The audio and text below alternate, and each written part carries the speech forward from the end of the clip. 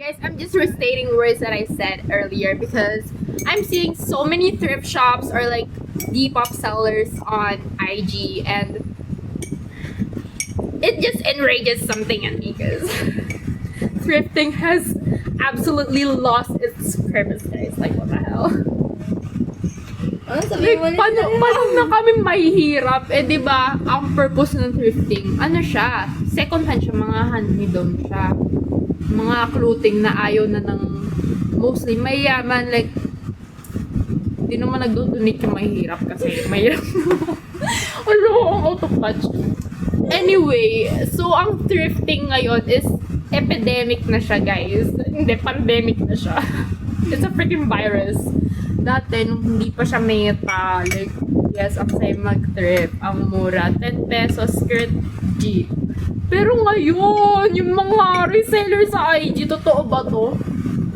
For real, guys. Like, may mga nakikita akong vlogger, kunyari, bibili sila 1 kilo, sabihin natin 1.5, tapos 10 pair ng jeans yon 1.5 yung bili nila. Tapos, i-resell nila, tig 1,000 isa. Makatarungan ba to? O mga gahaman kayo? This is why, wala na, hindi na, nauubusan na yung paano kami mahihirap.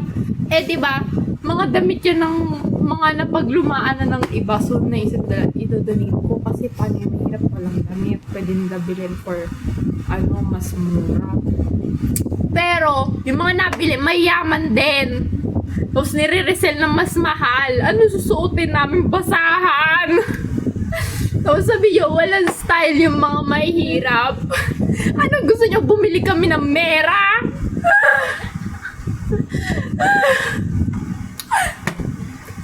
Guys, nahirapan din ako makapag-ukay ng ayos dito kasi wala na natitira mga uniform galing China. Like, totoo ba to? Tapos makakita ko sa IG, like, oh my god, ang ganda. So, sasabihin nila, so, just wait for my live and comment nyo tong emoji to, i-DDM ko sa inyo kung magkano. And nag-comment ako, yung isang, like, parang kamit up siya, 300. Hindi, I mean, mura siya, 300. Kasi, it's a piece of clothing. Pero, like, kung iisipin mo, ukay siya. Ba't ka bibili ng sandun na galing lang sa ukay tapos i-resell mo ng 300, nabili mo ng 20 pesos? For sure, hindi nila nabili yan ng tig-100 ng isa. Like, bibili sila ng mga bulto-bulto, ibibenta nila mga 16 times yung presyo. Like, sa totoo lang. Hindi ako nagsisinungaling dito. Nanonood ako ng mga video-video dyan, video-video pa kayo. Mga reseller talaga. Mapunta kayo sa impyerno! Sa totoo lang! Like, nasakit na yung ulo namin dito ng kapatid ko kasi hindi na kami makaukay. Tinan mo naman yung damit ko, pang nanay. So, like, baka pag nag-college na ako and naisipan ko mag-arts, ito ang gawin ko ng research. The thrift or like reselling epidemic.